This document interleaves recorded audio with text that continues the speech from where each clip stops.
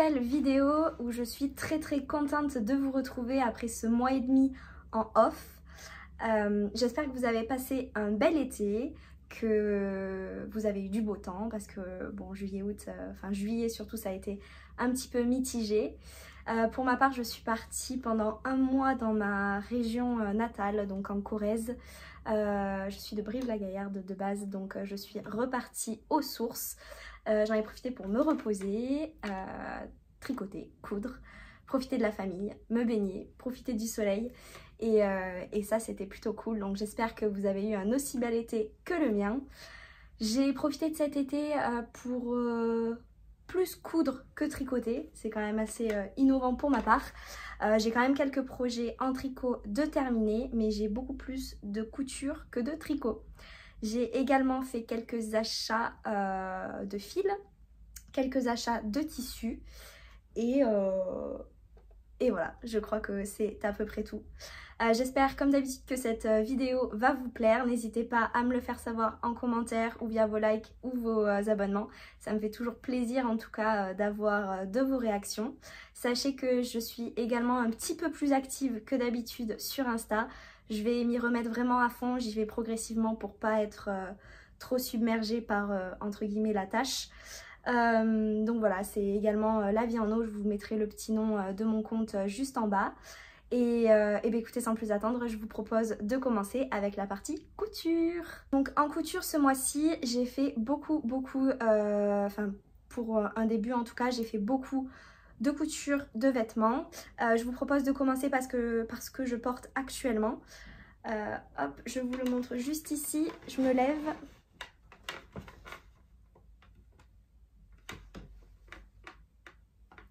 Il s'agit du top Milo de Maison Cobalt.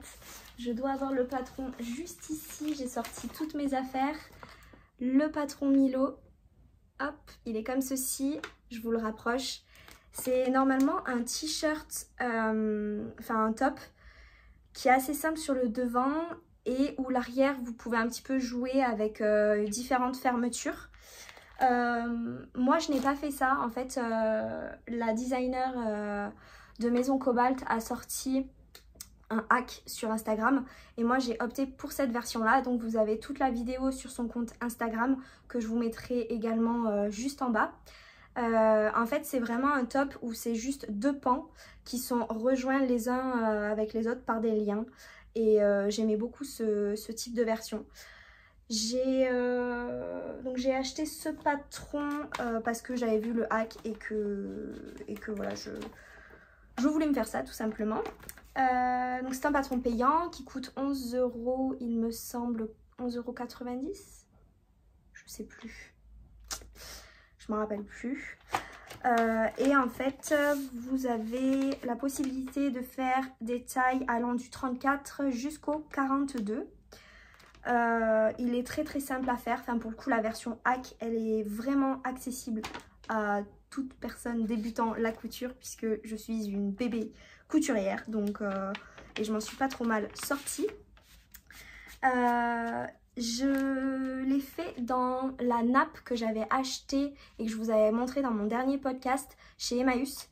J'avais réussi à choper une nappe à 5 € blanche comme ceci. Alors je vous avais dit que c'était du lin. En réalité, c'en est pas. Je sais pas du tout ce que c'est. C'est peut-être un espèce de mélange d'un peu de tout. Je pense qu'il y a un peu de coton dedans. Mais en tout cas, c'est pas l'un des meilleurs tissus que j'ai eu puisqu'il est assez fragile, il se déchire assez facilement. Donc je sais pas trop ce que c'est comme type de matière. Au niveau de la construction, c'est très simple. Vous avez un pan endroit, un pan devant et un pan arrière que vous découpez au pli. Ensuite, vous rattachez le pan de devant. Je vais pousser mes petits cheveux. Hop. Vous rattachez le pan de devant au pan arrière par une couture. Une couture que vous venez surjeter ou surfiler comme moi, puisque je n'ai pas de surjeteuse, donc j'ai juste fait un petit point zigzag. Et ensuite, vous réalisez tous les petits ourlets que vous avez autour des emmanchures, autour de l'encolure. Et voilà. Et ensuite, vous venez faire les petits liens juste ici. Hop. Vraiment, c'est un patron qui est hyper facile et accessible à n'importe qui. Alors, bon, il n'est pas parfait. Je vais vous montrer mon ourlet du bas. Hop. Qui n'est pas parfait. Faut savoir que je couds avec une assez vieille machine. J'ai une Simba 4 de la marque Singer, je sais pas comment vous dites. Voilà, de cette marque là en tout cas. Donc elle a à peu près mon âge. Et du coup c'est pas très facile pour moi de faire par exemple des piqûres à 0,8 ou 0,5 ou 0,2. Je fais un peu à pisto des nas. Et des fois je suis à 0,8, des fois je suis à 0,5, des fois je suis à 1. Et là pour le coup ben, je pense que j'étais à 0,2. donc ouais, j'ai encore beaucoup de progrès à faire là-dessus. Quoi vous dire d'autre sur ce projet? J'ai eu quelques petites péripéties bien évidemment. Parce que si vous me suivez depuis le début, vous savez qu'à chaque fois que je commence un projet, il se passe quelque chose. En fait, Maison Cobalt donc, a sorti ce patron. À la base, initialement, il n'y avait pas la version hackée. Donc, les fiches vont de A1 à... Enfin, je sais plus, vous avez A1, A2, A3, B1, B2, B3, C1, C2, C3, etc. en fonction des versions que vous voulez réaliser. Et pour la partie hack, en fait, elle a ajouté un bis juste derrière le numéro correspondant au devant. Et donc, au niveau de l'assemblage, je suis partie bille en tête en assemblant les A bis, la partie A bis, pour pouvoir réaliser cette version hack. J'ai découpé. Et en voulant assembler, je me suis rendu compte que j'avais mal assemblé mon patron et qu'en fait j'avais mis une partie A1 et non pas A1 bis. Donc quand j'ai voulu raccorder le devant et le dos et le dos et le devant, je vais y arriver, ben, ça matchait pas. Donc je me suis dit zut, j'ai fait n'importe quoi. Il m'a fallu du temps avant de comprendre que j'avais pas pris le bon patron. Donc j'ai refait mon patron, j'ai redécoupé dans ma petite nappe qui est heureusement bien grande. Et en fait, sur le patron, vous avez 3 tailles de disponibles au niveau de la longueur. Vous avez la version crop, la version middle et la version longue. Moi, je voulais faire une version middle, c'est-à-dire qui arrivait à peu près au niveau de la ceinture. Sauf que quand j'ai redécoupé ma deuxième pièce, j'avais pas déplié mon patron. Donc j'ai coupé la version crop. Et forcément, ben, j'avais le dos qui était plus long que le devant. Donc j'ai dû tout mettre en version crop. Donc bon, j'ai pas non plus la version finale souhaitée, mais j'ai fini par y arriver et c'est l'essentiel. Et après tout, il est pas si moche que ça. Je vais essayer de me reculer. Hop. Il est plutôt très mignon, donc voilà, il est bien réalisé, il tient bien, mes coutures tiennent bien, le fil s'effiloche un petit peu, donc on verra ce que ça donne sur la durée. Pardon, le tissu s'effiloche, donc on verra ce que ça donne sur la durée. J'espère que mes coutures ne vont pas lâcher. Mais voilà, écoutez, pour un premier petit vêtement, je suis quand même assez contente. J'ai réalisé pour aller avec ce petit top, un short, dans le but de me faire une tenue matchy toute blanche pour porter pendant l'été. Et j'ai choisi le patron le patron Gino de Mon Idylle. Je vous montre ici, c'est un patron où vous avez la possibilité de faire un short ou un pantalon. Vous avez plusieurs types de devants, donc vous avez 3 devants à réaliser. Vous avez la version avec des pinces et des passants pour pouvoir mettre une ceinture. Vous avez la version sans passant mais avec des pinces. Et vous avez la version élastiquée pour le devant. Et ensuite, vous avez le dos élastiqué. Et idem pour la version en pantalon. Vous avez également la possibilité dans le patron de couper au niveau des chevilles pour pouvoir faire un pantalon un petit peu plus court. Voilà. Pardon, j'ai pas l'habitude encore avec la couture, donc c'est un patron qui va de la taille 32 à la taille 48 et je l'ai réalisé en taille 34. Le top aussi, je l'ai réalisé en taille 34. Je vous l'avais pas dit, mais je vous le redis maintenant. C'est un patron payant que j'ai payé 11,90 €. Que dire d'autre? Donc j'ai très facile à réaliser, hein. Je sais pas si je vous l'ai dit. Il y a 2 petits cœurs sur 4, juste là. Mais honnêtement, si j'ai eu un problème que je vous raconterai, parce que de toute façon j'ai des problèmes sur tous les projets. Mais sinon très facile à comprendre, les explications elles sont plutôt claires. Il n'y a pas de vidéo explicative de disponible, contrairement à la version hackée du top que j'ai réalisée juste avant. Là il y avait la vidéo Instagram, donc ça m'a permis vraiment de suivre directement les consignes en vidéo, alors que là j'ai lu le livret d'instructions et j'ai pas eu trop de soucis. Donc j'ai toujours j'ai choisi mon tissu, ma petite nappe de chez Emmaüs. Donc voici, alors je ne l'ai pas repassé pour l'occasion, désolée. Je vais me cacher un petit peu pour que vous puissiez admirer la bête. Donc ça c'était le devant et le dos est comme ceci. Donc c'est un short qui est assez ample, qui fait quand même très cintré sur le haut mais un petit peu évasé sur le bas. Donc j'ai choisi de réaliser la version avec des petites pinces, juste ici, non élastiquées sur le devant, sans passant, sans ceinture. C'est un short où vous avez des poches italiennes, si mes souvenirs sont bons, je crois que c'est ça. Et voilà, vous avez la possibilité aussi de réaliser des revers sur le bas. Alors moi je ne l'ai pas fait parce que en fait j'ai joué avec mon tissu. Sur ma nappe il y avait un des côtés qui était comme ceci, donc vous avez, je sais pas comment ça s'appelle, un espèce de tissage juste là. Je me suis dit que j'allais le mettre en bas de mon short pour que ça fasse un espèce de revers, une sorte de revers. Enfin voilà, pour donner un petit peu plus de style à mon short, pour pas qu'il soit trop simple. Donc voilà, ce petit short était plutôt facile à réaliser. Donc au niveau de la construction, c'est très simple.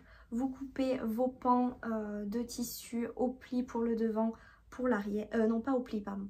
L'un sur l'autre. Enfin, vous pliez votre tissu en deux. Et ensuite, vous découpez les 2 bouts que vous viendrez rejoindre par une couture juste ici. Donc, c'est pas du tout au pli. Vous faites pareil pour l'arrière. Vous voyez, il y a une couture juste là. Donc vous commencez par faire vos pinces. Ensuite vous faites les poches italiennes. Alors ça c'était extraordinaire à faire parce que j'ai un petit peu paniqué quand même. J'ai voulu d'abord, j'avais pas compris les explications du patron.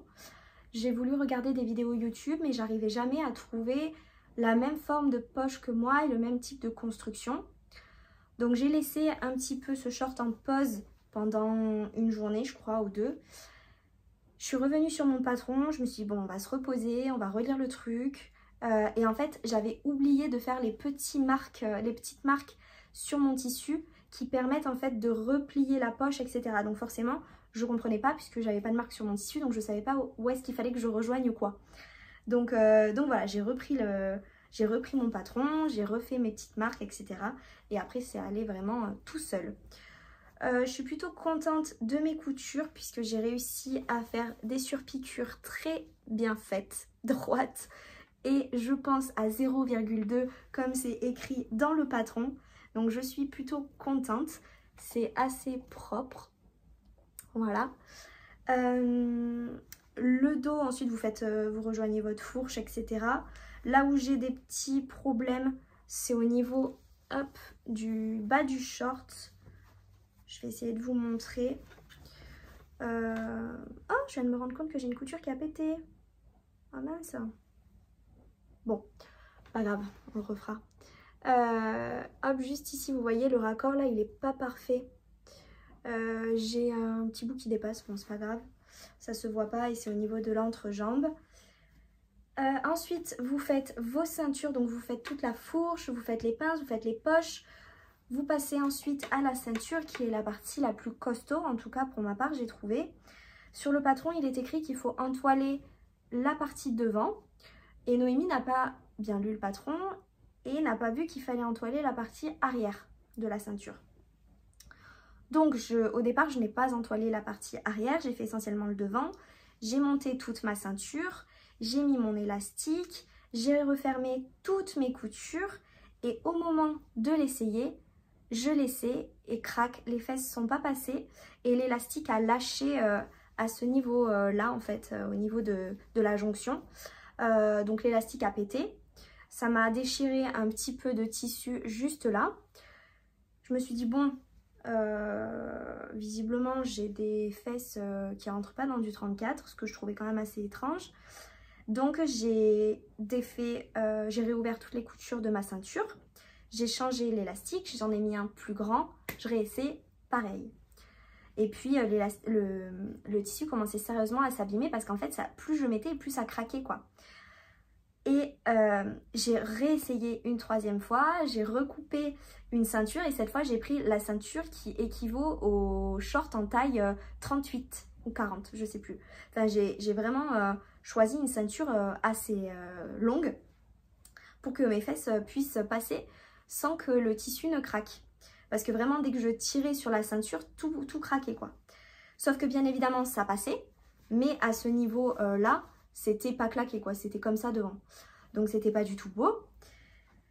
Et je me suis dit bon c'est pas grave, je pars comme ça en vacances. J'ai voulu mettre mon ensemble et en mettant le short, là j'ai vraiment la couture qui a totalement craqué et l'élastique qui a recraqué. Donc là bon j'ai capitulé, je me suis dit ok, dès que je rentre à la maison, je refais ma ceinture. Donc j'ai tout enlevé, j'ai jeté ce bout de tissu, j'ai recoupé une ceinture dans mon tissu. J'ai repris mon patron et là je me suis enfin rendu compte qu'il fallait que j'entoile également la ceinture du dos. Chose que j'ai faite et effectivement le tissu est beaucoup plus résistant. J'ai changé également la marque de l'élastique. J'ai acheté un élastique chez Mondial Tissu qui n'avait pas du tout la même qualité que celui que j'avais. Là celui que j'avais c'était un élastique qui était lisse. Alors que là c'est un élastique qui est un peu matière élastique en fait. Enfin je sais pas... Ça ressemble un peu à ça, vous voyez. Hop. Ça ressemble un peu à ça, mais en plus large, bien évidemment. Donc voilà. Et donc j'ai refait toute ma ceinture en taille 34 et c'est nickel. Donc voilà, bien lire son patron la prochaine fois. Et voilà. En tout cas, je suis très contente de l'avoir réalisé. J'étais très fière de moi parce que c'est pas rien de faire un short avec des poches et avec une ceinture. Donc trop contente de ma petite version. Il va trop bien avec mon petit haut. Et voilà, je l'ai mis, depuis que j'ai refait la ceinture, je l'ai mis pas mal de fois avec certains de mes tricots, je vous montrerai. Et voilà. Donc ça c'était pour le patron Gino de mon idylle. Je vous laisse avec les petits looks que j'ai réalisés pour chacun des deux vêtements que je viens de vous montrer.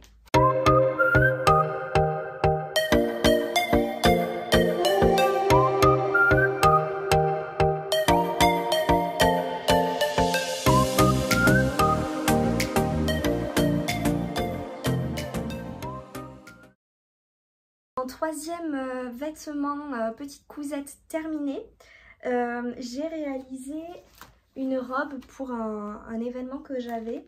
J'avais un PAX le week-end dernier, donc je souhaitais me réaliser une petite robe dans le tissu que je vous avais montré qui était violet. Je sais pas si je vous l'ai montré en fait. J'avais commandé un satin de coton chez Craftine couleur violet et en fait j'avais reçu un espèce de tissu tout élastique, pas très joli et assez lourd, qui ressemblait un peu à de la matière, vous voyez, vêtements de sport.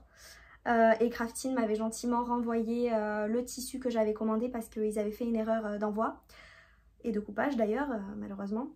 Donc voilà, j'ai décidé de coudre ce tissu pour réaliser une robe qui est comme ceci. C'est une robe issue du patron Ségur de Cozy Little World. Hop, je vous mets les dessins techniques juste ici. En fait, j'ai réalisé, j'ai pas vraiment fait le patron comme il est normalement vendu. J'ai un peu hacké le truc. Donc en fait c'est un patron, vous avez la possibilité de réaliser des tops, des robes. Et en fait vous avez vous avez une tonne de versions, je ne sais plus combien vous pouvez faire de versions possibles avec ce patron. Mais entre les basques, pas les basques, les fronces, pas les fronces, les boutons, pas les boutons. Enfin vous avez une multitude de possibilités avec ce patron. Donc c'est plutôt chouette. Vous avez les bretelles nouées, les bretelles simples. Vous avez vraiment plein de possibilités. C'est un patron qui va de la taille 34 à la taille 52. Donc vous avez un panel de taille assez large. Il est payant. Je l'ai payé 11 € et quelques il me semble. Ce que j'ai adoré, c'est que sur ce patron, quand vous choisissez une version, c'est-à-dire que vous avez une fiche récap de toutes les versions possibles que vous pouvez faire, vous choisissez votre devant, vous choisissez votre dos, votre longueur de top, etc. Et en fonction de la version que vous choisissez, le patron vous dit imprimer telle page, telle page, telle page. Comme ça vous évite en fait d'imprimer la multitude de pages du patron. Et de laisser de côté les morceaux que vous n'utilisez pas. Là, vous imprimez essentiellement ce dont vous avez besoin. Et moi, j'ai trouvé ça vraiment très pratique. Ça fait faire un petit peu d'économie pour notre chère planète. Donc, je vous disais que j'avais fait une version hackée que j'ai trouvée sur le compte Insta de Lulu Ronsin. En fait, vu que je me remets beaucoup à Insta, je fais que m'abonner à des talentueuses nanas qui font de la couture avec des projets tous plus merveilleux les uns que les autres. Et forcément, ça me donne des pulsions de couture et je ne peux plus m'arrêter. Et donc, j'avais vu une de ces versions de la robe Ségur où en fait, elle n'avait pas fait de col V. Elle avait fait un col droit sur le devant et un col droit sur l'arrière. Alors, je suis désolée, je ne vous ai pas repassé ma robe. Mais bon, et ça va, il y a pire. Donc j'ai complètement copié sur sa version à elle. J'ai modifié le patron, donc c'était assez simple pour moi de le modifier. Et ensuite j'ai suivi tout bêtement les restes des explications du patron. Au niveau de la construction, donc vous commencez par les bretelles qui sont ma foi plutôt bien réalisées hein, parce que je galère un petit peu avec la couture des bretelles. Elles sont plutôt bien faites, j'ai réussi, je crois que c'est sur l'autre que j'ai un problème. Ouais, c'est sur celle-là. Vous voyez, j'ai la couture qui est partie un petit peu en cacahuète. Donc ouais, quand c'est des pièces comme ça, très fines, c'est compliqué pour moi de coudre à la bonne distance, en fait, comme ce que je vous disais tout à l'heure. Donc vous commencez par faire ça. Ensuite, vous vous occupez du top, on va dire, enfin de la partie haute de votre robe. Vous assemblez la portion du devant avec la portion du dos. C'est coupé au pli également, comme ça, quand vous dépliez, vous avez... Oups, je me donne des coups de cintre. Vous avez pas de couture à faire ici. Vous avez ensuite deux pinces, juste là et là. Bien évidemment, vous vous doutez qu'il m'est arrivé des malheurs, encore une fois, sur cette robe. La première, c'est que j'ai eu des soucis avec la parmenture qui est à l'intérieur, que je vais vous montrer juste là. Hop. Donc c'est pas celle-ci, hein. Celle-ci je l'ai refaite. En fait, j'avais fait une première parmenture où ça a été très compliqué. J'avais un fil vraiment catastrophique qui n'arrêtait pas de claquer dès que j'étais en train de coudre. Donc je me suis pris la tête, j'ai essayé de faire un ourlet, ça voulait pas. Je me suis dit c'est pas possible, j'ai encore choisi un tissu qui n'est pas à ma portée. Donc bon bref, et ensuite j'ai finalement racheté un fil et tout s'est très bien passé. Mais voilà, donc j'ai eu déjà des problèmes sur cette première parmenture pour la couture. Notamment parce qu'il faut surfiler tout l'extérieur en fait, juste là. Alors je sais pas repasser donc c'est un peu embêtant. Tac, juste ici, vous voyez le bas de la parmenture, il faut surfiler. Ou alors faire un ourlet. Sauf que moi j'avais pas envie, enfin je maîtrise pas encore l'ourlet en rond là comme ça. Donc j'avais dans l'idée de surfiler seulement le tour. Sauf que je n'y arrivais pas, donc j'avais bidouillé pour faire une espèce d'ourlet au final et c'était la catastrophe. Enfin bref, je me suis dit bon c'est pas grave, ma parmenture sera moche mais en même temps c'est à l'intérieur donc pourquoi s'embêter. Let's go, j'assemble ma parmenture au top, enfin au haut de ma robe. Et je me suis rendu compte que la parmenture était plus petite que le haut de la robe. Donc tout ne matchait pas. Et du coup ça faisait des plis. Je sais pas si vous, ça vous est déjà arrivé, mais en tout cas, pourtant j'avais bien respecté 1 cm de marge de couture. J'avais vraiment pour le coup fait attention à ça. Et là, ma parmenture était plus petite que la taille du haut. Donc j'ai pas trop compris. J'ai quand même fait ma couture. J'ai voulu essayer le top pour voir si la taille était ok. Et là, on a eu des problèmes. De 1, les bretelles étaient beaucoup trop petites. Donc j'avais le haut qui m'arrivait vraiment ici, c'était juste pas possible. Ensuite, j'avais le top qui était beaucoup trop long, qui m'arrivait au niveau en dessous du nombril. Donc là, je me suis dit, bon, qu'est-ce que j'ai fait encore? C'est bizarre ce patron. Où va commencer ma jupe, quoi, de la robe? C'est pas possible. Et bien évidemment, en relisant le patron, j'avais coupé la version top et pas la version robe. Hein. Donc, hop, on repart. On refait des bretelles plus longues. J'ai rajouté 5 cm sur les bretelles pour que ça puisse vraiment me descendre à ce niveau-là. Ensuite, j'ai découpé la partie en trop sur le top. J'ai enlevé cette parmenture horrible. J'en ai redécoupé une en faisant bien attention aux marges de couture. Sachant que je ne vous l'ai pas dit, mais dans ce patron, il n'y a pas les marges de couture incluses. Donc vous êtes obligé de les rajouter à la main. Horrible. Pour le moment, je ne veux plus faire ça. Parce que je pense que c'est pour ça que ma parmenture, pardon, elle est plus petite. C'est peut-être que je ne maîtrise pas encore le truc. Mais bon, j'en doute. Et donc ouais, j'ai tout refait. J'ai refait ma parmenture au propre avec un nouveau fil, avec... Enfin bon, bref, j'ai tout refait. Ensuite, j'ai fait la jupe. Donc la jupe, vous assemblez le pan devant et le pan dos. Vous faites des fils de fronce, vous froncez, vous froncez pour que le bas corresponde au top. Vous faites une couture et ensuite, hop, vous faites l'ourlet du bas, que pour le coup j'ai très bien réalisé. C'est un ourlet où vous faites un double, oups, je crois que ça s'appelle comme ça, vous faites un double rentrée. Donc vous pliez une fois et ensuite vous repliez par-dessus, vous passez au fer et vous faites votre ourlet. Voilà, que dire d'autre sur cette robe? À part malheureusement qu'elle est beaucoup trop grande pour moi. Enfin beaucoup trop grande, beaucoup trop large. Elle est jolie, hein. Ça fait un effet, vous verrez sur les vidéos, ça fait un effet assez bouffant et assez large. Donc c'est pas mal, mais c'est pas du tout le rendu que je voulais et c'est pas du tout le rendu qu'il y avait sur l'inspiration en tout cas que j'avais choisi. Donc j'étais assez déçue. J'ai lu ensuite quelques commentaires sur le fait que ce patron-là taillait très grand. Donc il va de la taille 34 au 52, mais attention peut-être à sous-tailler d'une taille si vous voulez une version un petit peu plus ajustée. En tout cas, moi j'ai mesuré et je me suis noté que pour avoir un buste plus ajusté, il fallait que j'enlève 5 cm sur chacune des pièces du haut. Et voilà, je pense que aussi la prochaine fois je ne ferai pas les pinces. Donc voilà, je la referai parce que j'adore le fait que la robe et j'adore le hack en fait que j'ai choisi. Puis j'aime bien quand même la forme de la robe.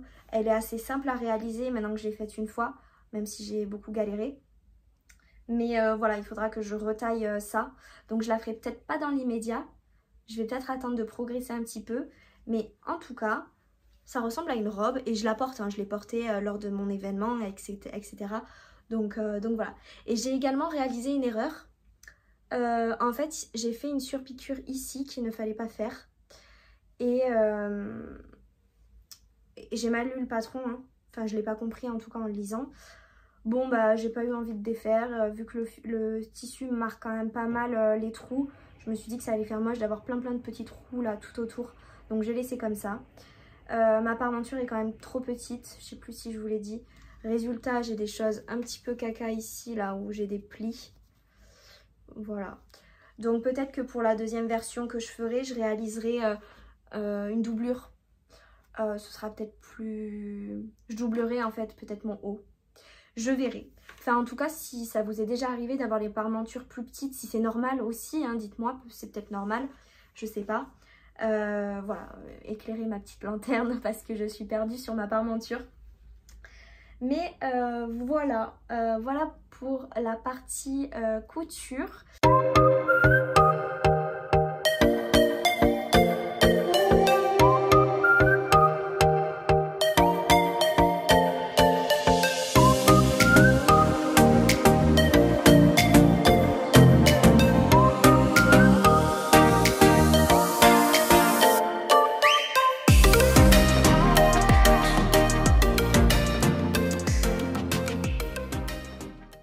J'ai une couture en cours que je n'ai pas terminée.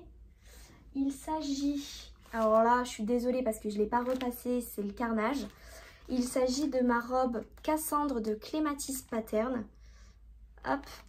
Je ne sais pas si vous vous souvenez, je vous avais raconté que je voulais me réaliser une robe pour un mariage que j'ai en Sicile en octobre. J'avais choisi ce patron-là suite à une recommandation parce qu'on m'avait dit qu'il était facile à réaliser, qu'il y avait des vidéos, etc. Donc j'ai acheté le patron à 11 et quelques comme d'hab. C'est un patron qui va des tailles 34 si je me souviens bien, à la taille 48. J'ai choisi de le faire dans la taille 34 pour avoir un buste ajusté. J'ai choisi de la faire dans un satin de viscose couleur kaki que j'avais acheté sur Rascol, si mes souvenirs sont bons. Quoi d'autre? Bien évidemment, c'est le seul patron de chez Clematis Pattern qui n'a pas été filmé. Donc j'ai réussi à trouver quelques petits sous au long pour pouvoir réaliser tout ça. Puis bon, après c'est vrai qu'elle est assez simple à faire. Vous avez donc un buste qui est doublé dans le même tissu. Vous êtes censé le couper au pli. Ensuite vous avez une partie jupe à assembler. Vous avez des fronces à faire, des pinces à l'extérieur. Oh pardon, je ne vous les montrais pas. Des pinces à l'extérieur, des pinces aussi sur l'intérieur. Vous avez des bretelles que vous pouvez mettre soit comme ceci, soit les accrocher sur l'arrière. Vous avez la pose d'un élastique à l'arrière et à l'avant. Voilà donc au niveau de la forme de la robe. Ça a été toute une histoire.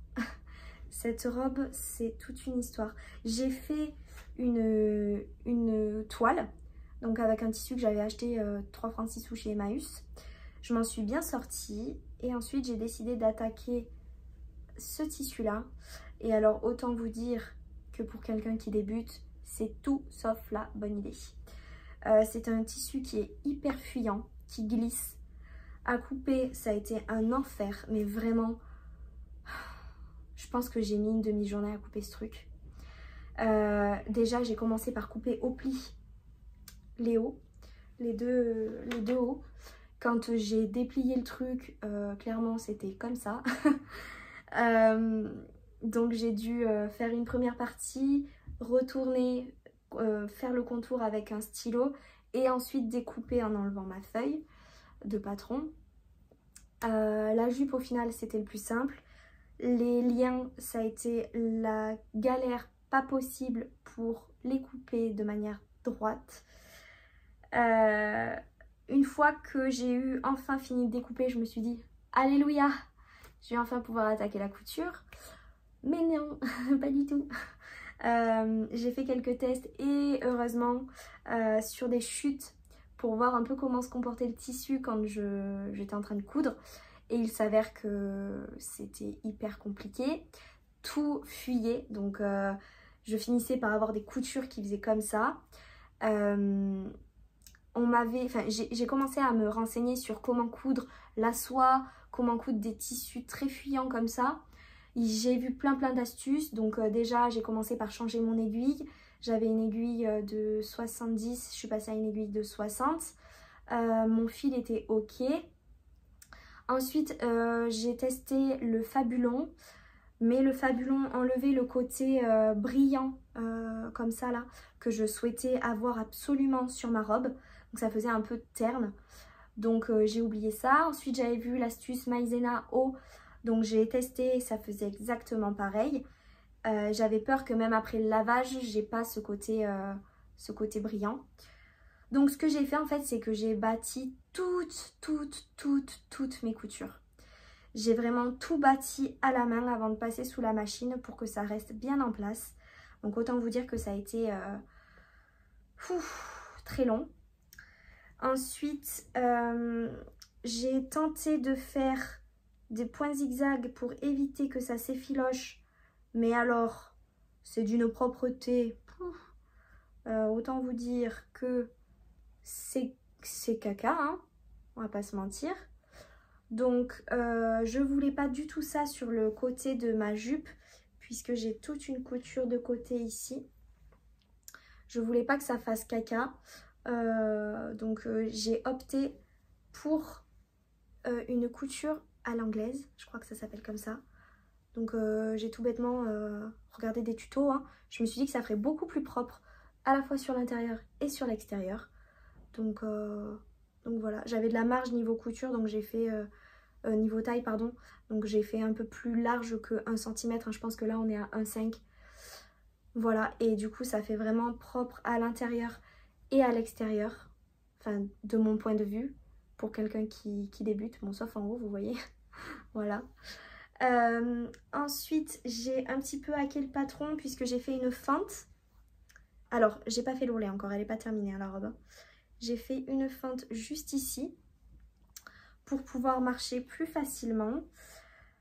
Et donc moi je souhaite raccorder les liens à la jupe, hein. Je veux pas faire le nœud comme j'avais fait, j'ai fait le nœud comme ça juste pour que ce soit plus facile à tenir.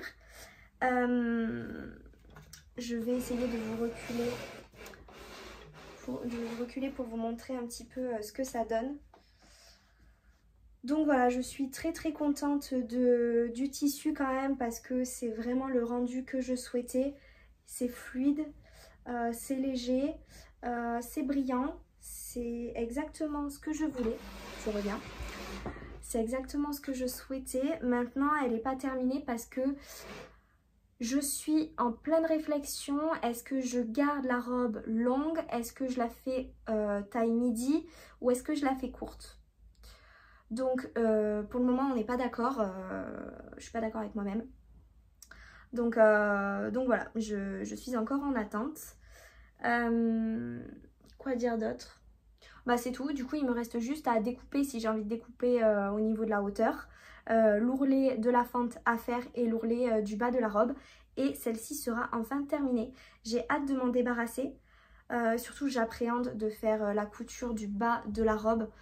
Parce que le tissu est trop dur à faire. Donc voilà, j'appréhende un peu tout ça. Mais écoutez, va falloir s'y mettre à un moment donné. Hein. Donc voilà, en tout cas je suis quand même contente hein, pour un tissu assez difficile. Je m'en suis pas trop mal sortie. Ah oui, je vous ai pas dit, j'ai opté pour un ourlet sur cette partie-là. Parce que dans le patron, elle vous dit de faire un point de bourdon ou bien de surfiler et de faire un ourlet. Moi, j'ai fait un ourlet classique, voilà, pour que ce soit plus propre et plus facile pour moi à réaliser. Donc ça, c'était la robe Cassandre de Clématis Pattern. Robe Cassandre que je referai parce que j'aime beaucoup le design de cette robe. Donc voilà, au niveau des achats... donc c'en est tout pour les projets couture que j'ai réalisés. Au niveau des achats tissus, je vais vous les attraper. J'en ai 3, dont 2 qui ne sont pas pour moi. Ma soeur a fait également quelques achats parce que je suis allée dans une boutique à Brive qui s'appelle Pipelette et Perroquet, qui a des tissus somptueux, qui est adorable parce que je trouve que dans certaines merceries, on n'est pas bien, enfin on n'est pas renseigné, enfin en tout cas c'est un peu le cas pour Toulouse. J'ai l'impression que c'est un peu le rayon poissonnerie du supermarché. Vous prenez votre ticket, vous choisissez votre tissu, vous avez à peine le temps de demander des conseils. Et moi qui débute, en fait, j'ai besoin d'avoir des informations sur est-ce que le tissu est compliqué, qu'est-ce qu'il y a dedans, qu'est-ce que je peux réaliser avec, quelle est la taille qu'il me faudrait. Enfin voilà, j'ai besoin d'être minimum accompagnée, être prise un petit peu par la main. et je le retrouve dans peu de merceries pour être honnête. Et par contre dans celle-ci vraiment en plus d'avoir des trop beaux tissus, elle est juste adorable, elle est à disposition, elle conseille, enfin bon bref, vraiment une chouette nana. Donc voilà, du coup ma soeur s'est pris un tissu comme ceci. Donc c'est, il me semble, un voile de coton qui fait un peu aspect je vais essayer de vous le rapprocher. Ça fait entre aspect lin, aspect, vous savez la futa que vous avez, que vous pouvez acheter sur les marchés au bord de la plage. Voilà, ça fait un peu cette matière là. Donc avec des rayures beige et écru. Elle avait 3 mètres, alors là je vous montre qu'un petit bout de tissu parce que j'ai déjà commencé à couper mes pièces hier justement, hier soir, tranquillement devant la télé.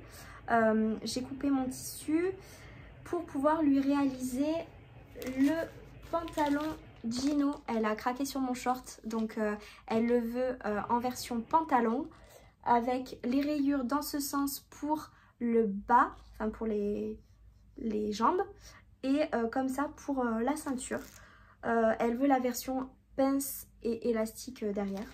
Donc bah let's go. Du coup je vais lui faire ceci avec ce tissu là. Quoi dire d'autre sur ce tissu? Bon, je pense que j'ai un peu tout dit, hein. Je me suis pris la même chose. Avec ma soeur, on nous appelle les jumelles même si on a 6 ans d'écart. Donc j'ai pris exactement la même chose mais dans un petit rouge qui fait quand même cerise un peu. Je sais pas si vous allez bien voir à la caméra. Donc voilà, bon, j'ai pris ça. Je sais pas encore ce que je vais faire parce que j'aurais bien aimé me faire une robe, mais je me dis que vu que l'été prend fin, il serait peut-être temps de commencer à faire d'autres projets. Donc je vais peut-être essayer de faire une chemise ou du moins une blouse dans ce tissu-là. J'ai 2,10 m si je me souviens bien, ou 2,30 m. Donc j'ai quand même de quoi faire, je pense. Ouais, je pense que je le vois bien dans une chemise, peut-être avec un changement d'orientation des rayures pour la poche par exemple, ou pour le bas des manches. Voilà, j'ai vu la chemise de Clématis Pattern, je sais plus comment elle s'appelle, où pour le coup il y a un tuto vidéo. Donc je me suis dit que ça pouvait être assez accessible pour moi. Donc à voir, si vous avez des idées de patrons de chemises qui sont assez simples, ou du moins qui sont accessibles pour les débutants avec un tuto vidéo, n'hésitez pas à me le dire en commentaire. Et justement en parlant de chemise, ma soeur s'est pris ce petit tissu qui est un 100% coton. C'est un tissu blanc avec des petites encres rouges qui est très mignon.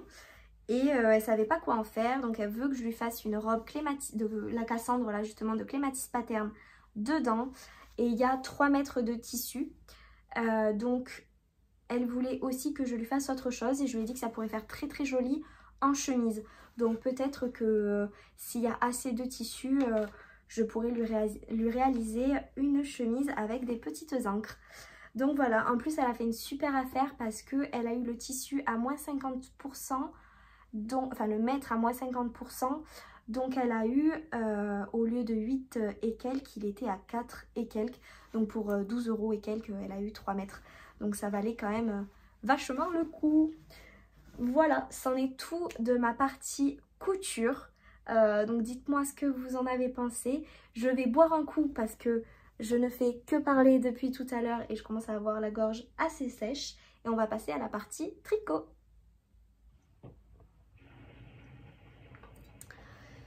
Alors, je vous disais que pour la partie tricot, j'avais pas beaucoup tricoté.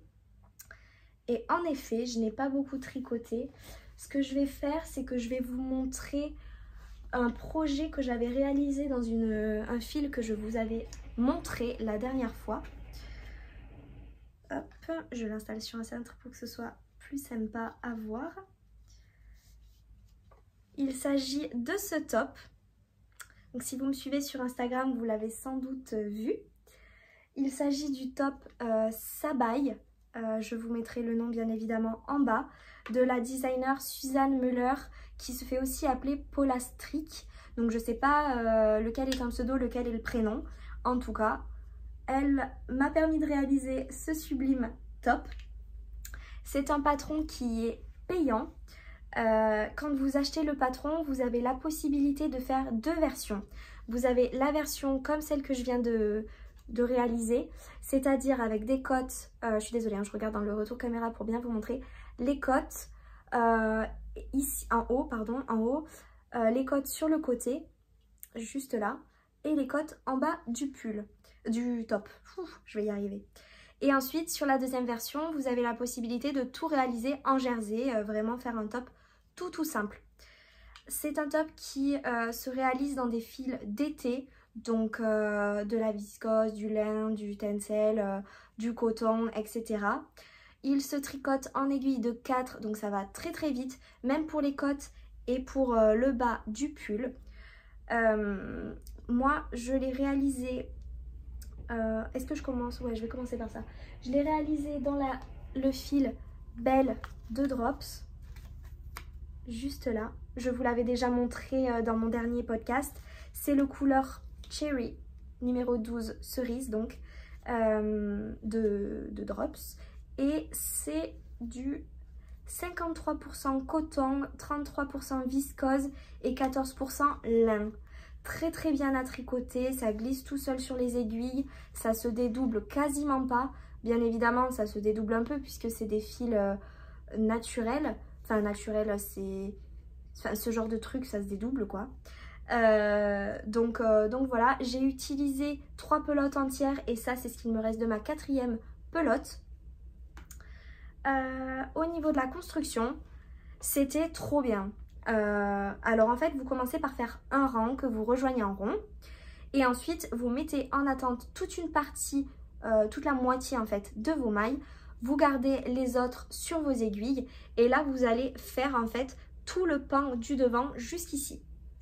Vous faites votre pan du devant avec justement ce jeu de côte tout en haut. Ensuite, vous passez sur du jersey.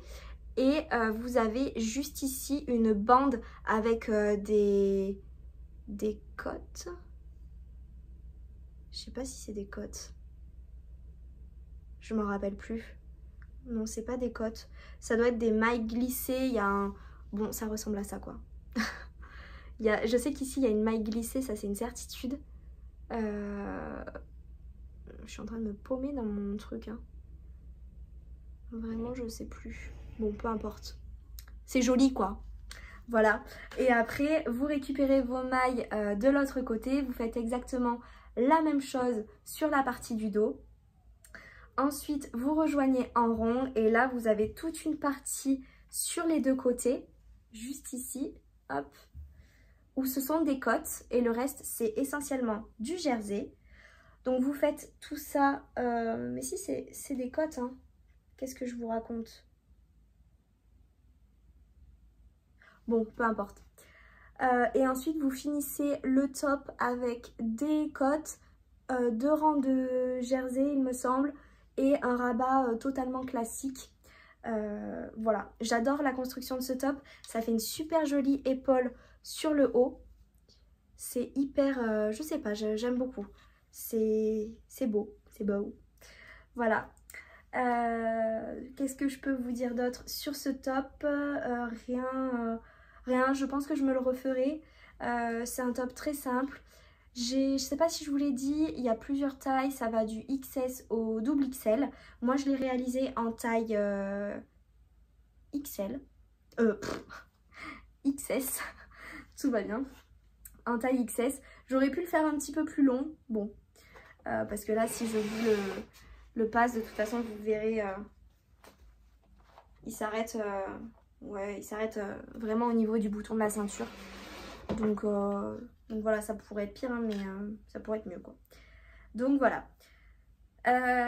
Au niveau du fil, je suis assez déçue de la qualité de la Belle.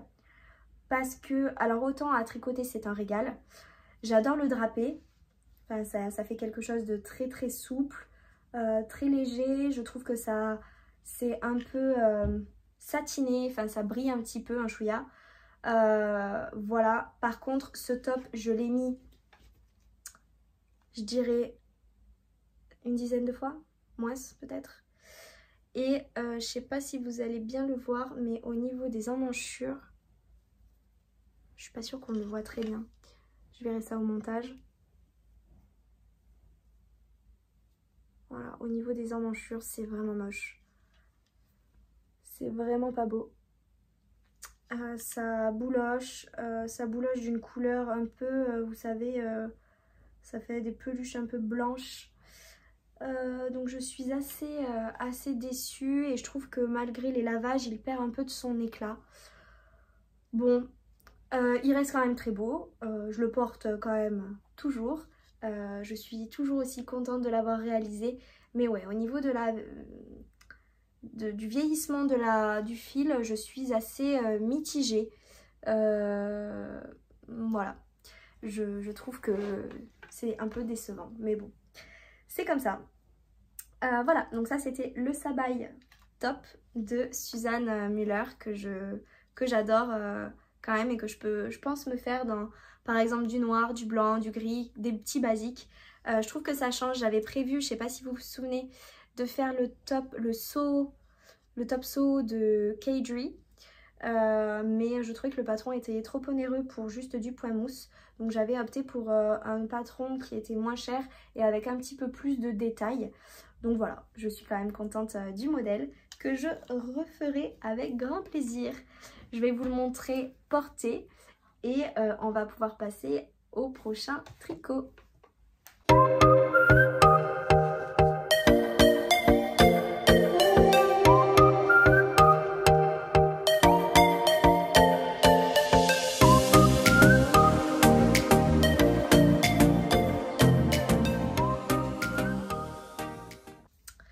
Alors le prochain tricot, c'est mon favori du moment.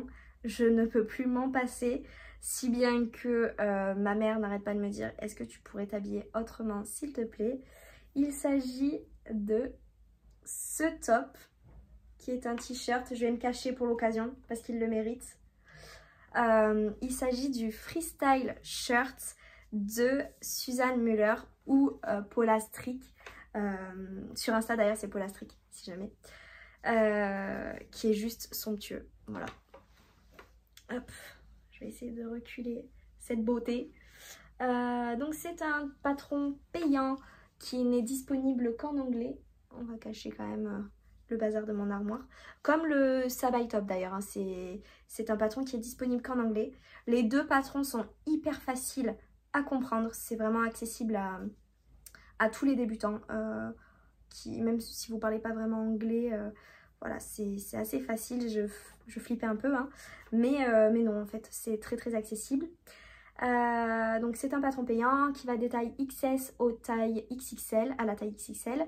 Je l'ai réalisé dans la taille S, donc la taille numéro 2. J'ai copié sur la version de la designer, à savoir faire la version marinière. C'était une nouveauté pour moi puisque c'est la première fois que j'ai intégré une couleur dans un tricot, enfin une autre couleur dans un tricot. Donc toute une aventure, ça aussi encore une fois. Que dire d'autre? C'est un patron où à faire dans des fils estivaux, donc du coton, comme le Sabaï Top en fait. Mais je pense qu'il pourrait être très sympa en cachemire par exemple, ou bien en mérino, fingering, voilà. Il se tricote en aiguille de 3,5 pour la partie corps et 2,5 pour le col, ainsi que les emmanchures et le bas du pull. Donc j'ai respecté les aiguilles du patron puisque j'avais le même échantillon. Je l'ai réalisé dans les laines, dans les fils de chez Drops également. Alors, il s'agit de la Drops Love You 7 qui est un 100% coton. J'ai choisi les couleurs 05 pour le bleu marine et la couleur 01 pour le blanc. J'adore ce fil. Il a un côté un petit peu irisé également, je pense que vous le verrez bien à la caméra. Il est hyper agréable à tricoter. Je sais pas si vous vous souvenez, j'avais réalisé un top en 100% coton avec de la safran et ça avait été un calvaire parce qu'elle accrochait sur mes aiguilles. J'avais détesté, ça me faisait mal aux doigts parce que je tricote d'une certaine manière que mon fil est tout le temps plaqué sur mon doigt et j'avais la trace du fil en fait à force de tricoter. Là, pas du tout. Très agréable, ça se dédouble quasiment pas. Les pelotes sont très grandes, vous avez 170 mètres à peu près dans chaque pelote. Il m'aura fallu... Est-ce que ça c'est la 01? Oui. Est-ce que ça... En fait j'ai pas mis à jour mon petit carnet de notes. Donc il m'aura fallu 2 pelotes et demie pour la partie blanc et même pas une pelote pour les rayures bleues. Voilà pour le fil utilisé. Au niveau de la construction, il est trop bien. Alors, vous commencez par monter des mailles, vous faites un tour en maille endroit et là, vous allez passer un fil de survie dans toutes vos mailles. Vraiment, vous mettez tout un fil tout autour et vous l'attachez et vous le laissez là. Vous enlevez pas vos aiguilles, vous laissez votre câble, etc. Vous continuez de tricoter avec ce fil de survie jusqu'à la fin de la réalisation du top. Donc vous faites votre fil de survie, ensuite vous attaquez des rangs raccourcis puisque le devant est creusé par rapport au dos. Donc ça rend la finition vraiment trop belle. Vous attaquez ensuite, donc vous faites vos rangs raccourcis, tac. Vous je sais plus si on reprend les... Enfin vous refaites vous continuez avec les mailles du devant. Et là vous attaquez les augmentations raglan puisque vous avez des mailles raglan juste ici. Voilà. Vous faites en fait vos augmentations d'épaule totalement de manière classique. Ce que j'adore dans les raglans, c'est qu'en fait d'habitude, enfin de ce que j'ai vu pour le moment, c'était soit vous tricotez votre maille raglan à l'endroit, soit vous la passez. Et à chaque fois ça fait une petite tresse au niveau des raglans là juste ici. Alors qu'ici en fait vous faites une maille envers. Et du coup, enfin, vous la pearl. Voilà, et du coup ça donne un autre rendu vers l'intérieur pour le coup et je trouve ça très sympa, très original. Vous intégrez vos rayures à ce moment-là justement de la construction du pull, dans la construction du pull. Quoi vous dire d'autre? Donc vous faites vos augmentations, alors ça c'est la partie la pire. C'est la partie la plus longue, je ne m'attendais pas à ce que ce soit aussi long parce qu'en taille 2, j'avais à peu près 300 mailles. Enfin en tout cas, j'avais entre 200 et 300 mailles.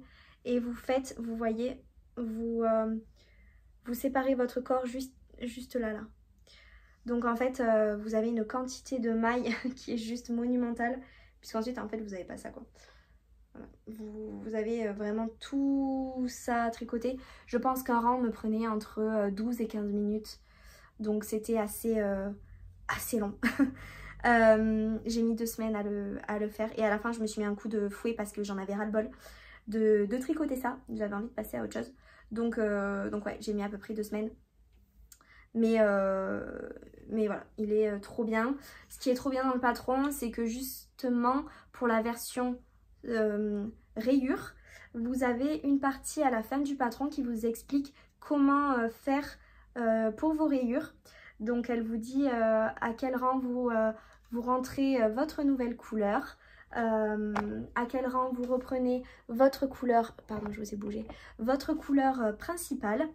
Et ça c'est cool parce que moi qui débutais dans le changement de couleur, ben, ça m'a permis d'être cadrée en fait et d'avancer. Je suis désolée, j'ai un petit une fibre par là. Ça m'a permis en fait d'avancer de manière très sereine. Pour le changement de couleur, j'ai essayé de faire du mieux que je pouvais. Donc ce que je faisais, c'est que je faisais suivre mon fil. Je vais essayer de vous le montrer. Juste là. J'ai fait suivre en fait ma couleur. C'est pas très beau, je sais pas si c'est comme ça qu'on fait. Mais j'avais pas envie d'avoir à tout rentrer parce qu'il y a quand même un paquet de rayures. Donc voilà. Au niveau de la technique, j'ai choisi de faire le rang. Donc je faisais mon premier rang de couleur, on va dire de couleur numéro 2, donc mon bleu. Je faisais un rang de bleu et arrivé au deuxième rang, je prenais la maille du dernier rang en blanc, je la montais sur mon aiguille et je tricotais avec le bleu les deux premières mailles. Et je faisais exactement la même chose quand je reprenais la couleur principale blanc. Donc ça m'a permis, c'est où? C'est là. Ça m'a permis de ne pas avoir trop de décalage sur le côté. Je ne sais pas si vous allez bien voir. Attendez, je vais me mettre comme ça, ce sera plus pratique. Voilà. Ça m'a permis d'avoir moins de décalage, mais bon, j'en ai quand même un. Donc je ne sais pas si vous avez d'autres techniques pour qu'il y ait moins qu'on voit moins le changement, mais bon, sinon c'est pas grave. C'est sur le côté de toute façon, donc ça se voit pas trop. Ensuite, une fois que vous avez fait tout ça, vous séparez les manches de votre corps, vous continuez le corps en rond de manière totalement classique et à la fin vous changez vos aiguilles, vous prenez les 2,5, vous faites un certain nombre de rangs en point endroit, enfin en jersey, vous faites un rang de mailles envers, vous refaites exactement le même nombre de points de mailles endroit, de rangs endroit, pardon, et ensuite vous repliez et vous faites une couture. Voilà. Et c'est exactement la même chose pour les manches. Alors ça a été quelque chose. Je suis partie bille en tête sans réfléchir, je l'ai fait et puis au bout d'un certain moment, j'ai voulu regarder. Je me suis rendu compte que j'avais cousu le lundi avec le mardi et ainsi de suite. Donc j'étais pas droite, j'ai tout enlevé, j'ai tout recommencer et ce que j'ai fait en fait c'est que je mettais des petits marqueurs en poule pour vraiment bien assembler chacune des mailles, etc. Donc j'avais peut-être une dizaine de marqueurs à ce niveau là pour que je sois bien dans les clous et pas que j'ai un truc qui parte comme ça, comme mon pull, le Ingrid Sweater, je sais pas si vous vous souvenez, qui a un col comme ça un peu.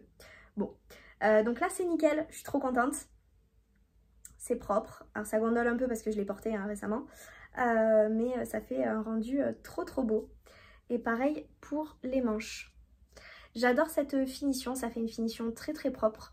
Je trouve ça magnifique. Je referai sans hésiter, même si c'est long à assembler ensuite ensemble. Franchement, je trouve que c'est trop beau. C'est limite professionnel, donc je suis trop fan. Et ensuite, vous reprenez votre petit fil de survie, donc c'est là que vous allez pouvoir l'enlever. Vous repassez vos aiguilles justement en ayant l'intérieur du pull, donc l'envers, vers vous. Vous faites un rang à l'envers, il me semble, ou alors vous attaquez directement les côtes. Non, vous attaquez directement des côtes, juste là. Vous faites des côtes 1-1. Alors moi, j'ai fait un rang de mailles envers pour que ce soit plus facile à replier, mais c'est pas précisé dans le patron. Vous faites exactement la même hauteur de côte et ensuite, pareil, vous venez coudre les deux parties en les pliant ensemble. Et justement, le fait d'avoir relevé sur l'intérieur et d'avoir mis ce fil de survie, ça vous crée cet effet-là, cette petite chaînette que vous avez au niveau du col et qui est juste trop belle. Enfin, vraiment, je trouve que ça habille le col, c'est trop beau. Voilà de ce qu'il en est pour ce top que je vais refaire et refaire maintes fois. J'adore, c'est totalement mon style, c'est loose, je peux le mettre avec une jupe, je peux le mettre avec un short, un jean, du blanc, du noir, du bleu. Je suis fan de ce top. J'ai déjà acheté de quoi me faire un autre freestyle shirt. J'ai choisi la même qualité, de fil, donc le Drops Love You 7. J'ai choisi la couleur 11 qui est un violet. Je pense que vous avez la bonne couleur au niveau de l'écran, peut-être un petit peu moins vif, mais c'est un violet. Et ce que je vais faire en fait, c'est que je vais faire tout le corps et les manches en violet comme ceci. Et ensuite, je vais faire le détail, donc les manches, le col et le bas du t-shirt en blanc pour avoir un peu cet effet, vous savez, t-shirt des années 90. Voilà. Et je pense que je me le referai en noir, en blanc. C'est vraiment un basique. Je suis trop fan. Voilà. Et peut-être que même... Non mais là je pars dans des délires beaucoup trop... je pars beaucoup trop loin. Je me tâtais même à le faire tout en blanc et à essayer de faire de la broderie dessus. Voilà, Noémie et ses délires. Donc voilà, trop fan du t-shirt freestyle shirt de Suzanne Muller, Paula Strick. J'adore ses designs. Je sais pas si vous la connaissez, mais tous ses designs sont juste plus beaux les uns que les autres. Voilà, j'ai encore soif.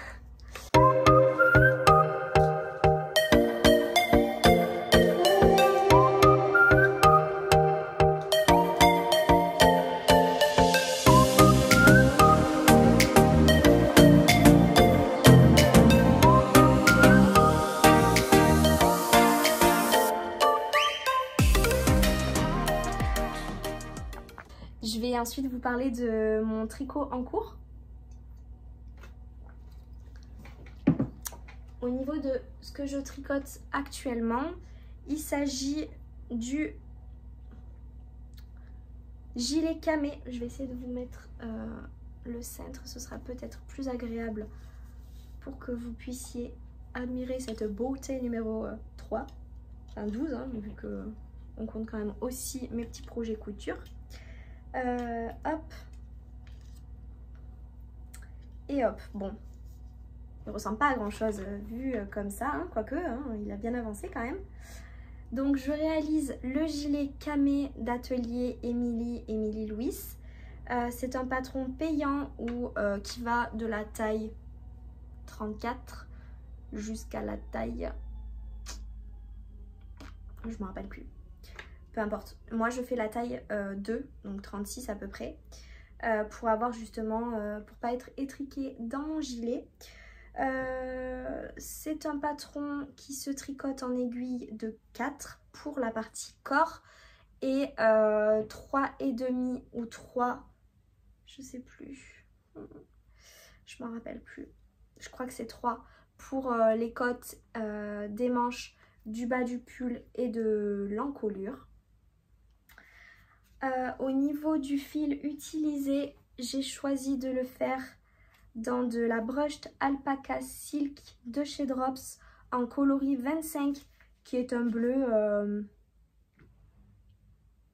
bleu je sais pas comment le qualifier, bleu jean, pas trop. Bon, peu importe, je sais pas quoi faire de mes cheveux aujourd'hui, j'ai trop chaud. Voilà, donc la brushed alpaca, c'est vous la connaissez, hein. C'est 77% alpaca, 23% soie. Moi je ne suis pas très fan de la kit silk, je trouve qu'elle me gratte. Donc je n'ai pas opté pour celle-ci.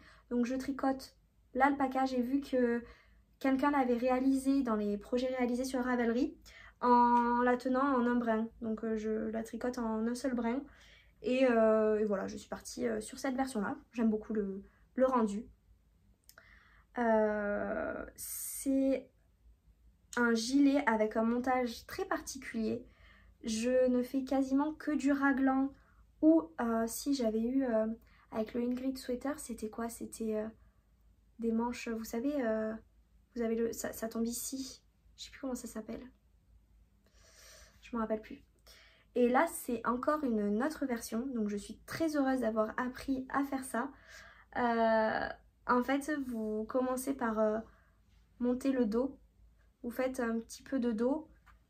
Et ensuite, vous venez vous relevez des mailles et vous faites le devant. Enfin, juste un chouïa hein, du devant. Genre, vous faites 3 cm. Idem pour la partie gauche. Et ensuite, vous relevez vos mailles pour pouvoir faire les épaules. Et ensuite là vous faites les augmentations épaules, ce qui donne, je sais pas si vous allez le voir, vraiment quelque chose de trop beau. Hop, je vous montre l'arrière. En fait l'épaule du coup, l'épaule du gilet elle se pose vraiment pile sur l'épaule. Je vais peut-être essayer de le mettre. Ouh, j'ai chaud. Hop. Attendez, j'ai enlevé tout ça. Voilà, l'épaule elle se positionne vraiment très bien sur, sur mon épaule quoi. Donc voilà, j'ai une chaleur, c'est juste pas supportable. Au moins j'aurai pas froid. Donc voilà, ensuite ce qui caractérise ce gilet,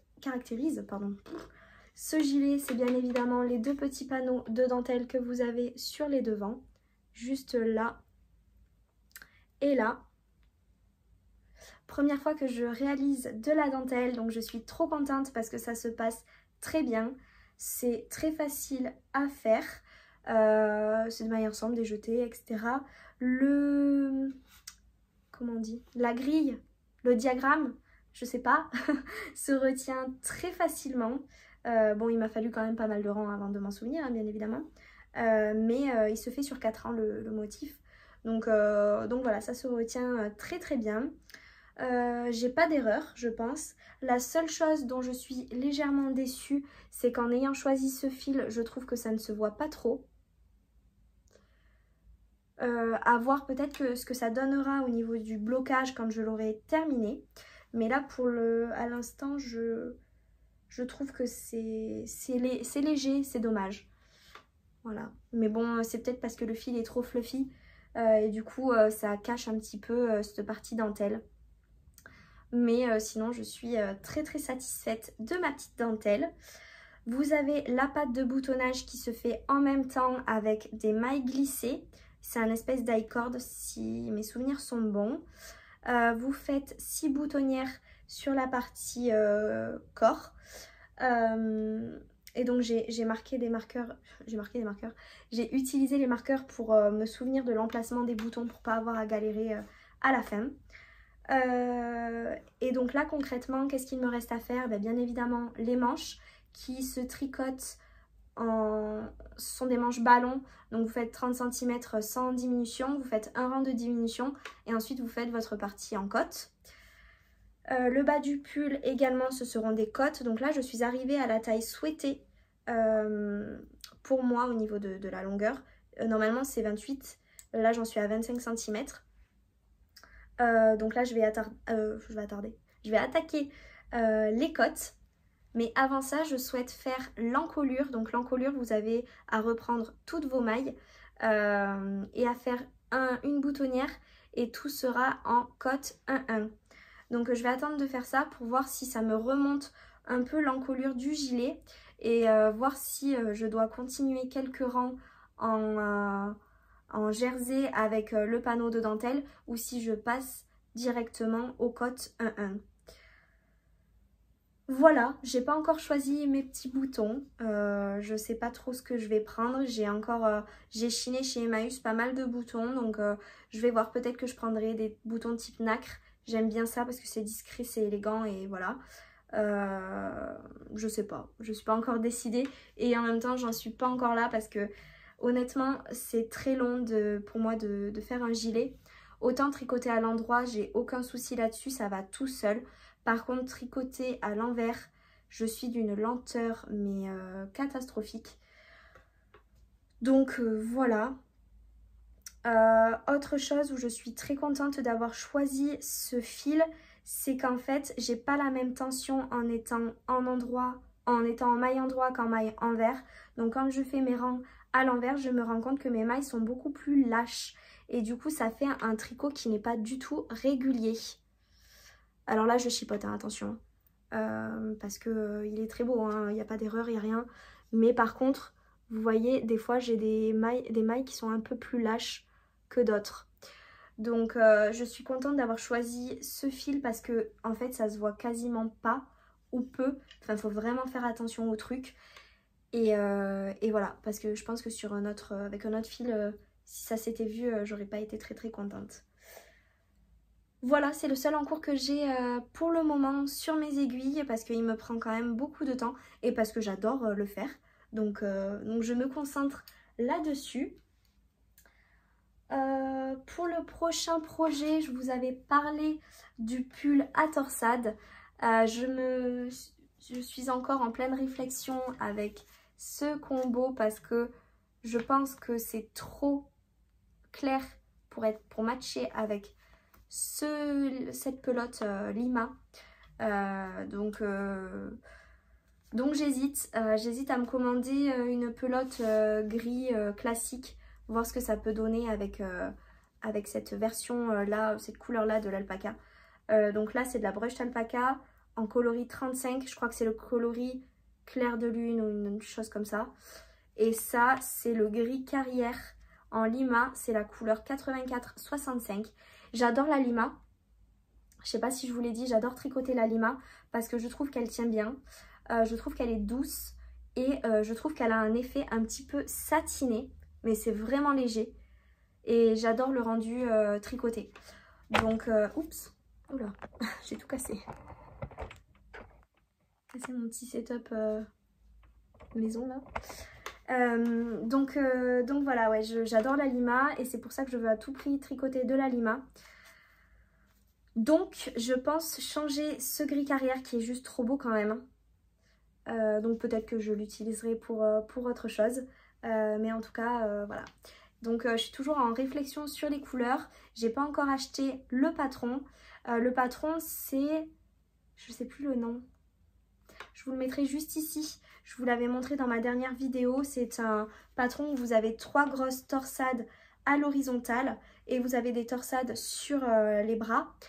C'est un patron, un pull qui se réalise en morceaux et où vous avez à assembler après puisque vous réalisez 2 gros pans rectangulaires de torsade et ensuite vous les rejoignez et vous faites les manches.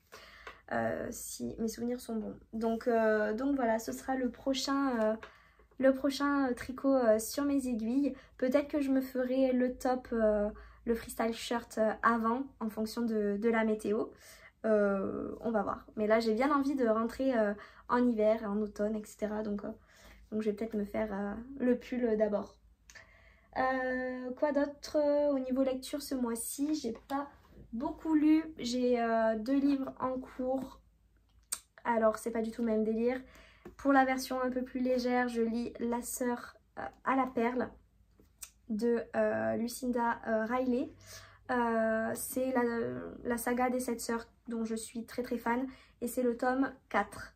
Donc voilà, et puis en plus c'est un pays qui me tient beaucoup à cœur parce que celle-ci vient d'Australie et ayant vécu en Australie, voilà, ça me parle beaucoup en tout cas. Je reconnais des choses que j'ai vues et c'est chouette. Donc voilà, j'en suis à peu près au milieu du livre. Très bon livre. Et ensuite, niveau développement personnel, j'ai toujours 2 livres à lire. Donc un développement personnel et un peu plus chill. Là, je lis La clé de votre énergie de Natacha Calestrémé, que je vous conseille, mais à 1000% si jamais c'est quelque chose qui vous parle de vous sentir vidé, sans énergie, par des personnes, par des situations, par un peu de tout. Elle aborde également le point santé qui me parle énormément et elle explique qu'en fait on soigne essentiellement les symptômes et jamais la maladie et donc il y a un espèce de dictionnaire des maladies avec les choses qu'on avait, enfin comment vous expliquer, je vais partir dans un autre délire, hein. C'était pas du tout le but de cette vidéo mais en fait, elle parle d'auto-guérison, en quelque sorte. Et elle vous dit que par exemple, si vous avez un mal de gorge, c'est que... j'essaie de retrouver parce que je me mets tout plein de marqueurs. Mais par exemple, si vous avez une allergie et qui apparaît suite à une situation ou à une décision ou un état de fait que l'on n'accepte pas, cela pourrait survenir d'une période qui fait écho à une situation du passé difficile. En fait, elle fait le le lien entre l'endroit où on a cette maladie ou cette douleur et des faits qui pourraient nous être arrivés dans notre passé récemment, dans notre vie, etc. Je trouve ça très constructif. Il y a plein de protocoles pour vous permettre de retrouver votre énergie. Voilà, enfin bon, bref. C'est un très très bon livre qui n'est pas donné, mais par contre qui vaut le coup. Et voilà, j'en suis il y a plein de petits titillous là parce que je le trouve très très instructif. Donc voilà, voilà pour mes petites lectures du mois. J'ai pas lu grand chose ce mois-ci, j'ai vraiment profité pour coudre. J'avais cette frénésie couture, donc je me suis dit après tout, faisons. J'ai quand même aussi beaucoup profité de ma famille. C'était quand même essentiel aussi de pouvoir être avec eux. Et voilà, bah, c'en est tout de cette vidéo. J'espère revenir plus tôt la prochaine fois. J'ai eu une idée, je me suis dit pourquoi est-ce que je ferais pas des petits sous-longs aussi où je couds quelques petites choses avec vous. Étant donné qu'il m'arrive toujours des misères, je me dis que ça ferait suffisamment de contenu. Donc voilà, j'hésite à faire ça. Et puis peut-être que pour vous qui démarrez, ça vous permettrait aussi de voir quelqu'un qui démarre et d'être peut-être rassuré, de voir qu'en fait les erreurs, tout le monde les fait. Donc voilà, peut-être que je vais faire ça, je vais voir. Mais en même temps, ça me demanderait beaucoup d'orga au niveau de comment je filme, etc. On m'a demandé également de faire une vidéo sur les fils drops parce que je tricote beaucoup de drops. Alors il y a déjà beaucoup de vidéos là-dessus sur les différentes qualités de chez Drops. Notamment Stéphanie de Stéphanie Made qui l'a déjà faite. Pour le moment, moi c'est vrai que je tricote essentiellement les mêmes fibres. J'ai pas testé certaines des fibres, donc peut-être que quand j'aurai testé plus de fils de chez eux, j'accepterai de faire cette vidéo là, pourquoi pas. Et puis si vous êtes plusieurs à me la demander, ce sera avec plaisir. Voilà, et puis si vous avez d'autres suggestions de vidéos que je peux vous faire, est-ce que je sais pas, est-ce que vous aimeriez que je sépare peut-être la partie tricot de la partie couture, parce que là je vois qu'on est à 1 heure et quelques. Donc voilà, je réfléchis là-dessus et en même temps je me dis que moi j'aime bien regarder des podcasts qui sont assez longs, donc à voir en fonction de vous. Qu'est-ce que j'avais d'autre comme idée aussi, faire peut-être des hauls tissus ou des hauls achats peut-être pour éviter de les mettre dans les vidéos de podcast. Peut-être des vidéos aussi sur mes inspi du moment. Parce que je découvre plein de nouvelles personnes qui font des créations magnifiques, que ce soit en tricot ou en couture. Donc peut-être que des inspi pourraient vous intéresser. Voilà, enfin bon, bref. N'hésitez pas à me partager toutes vos idées, vos avis, vos suggestions, etc. Ce sera pris avec grand plaisir. En attendant, je vous souhaite une belle fin d'été, une bonne rentrée, bon courage pour ceux qui reprennent cette semaine ou la semaine prochaine. N'hésitez pas à me faire savoir si vous avez aimé cette vidéo en commentant, en likant, en vous abonnant. Allez voir mes petites aventures aussi, je vais essayer d'être beaucoup plus assidue sur Instagram, La Vie en eau, comme sur ma chaîne YouTube. Et puis en attendant, je vous souhaite de bons tricots, de bonnes coutures, de bonnes lectures et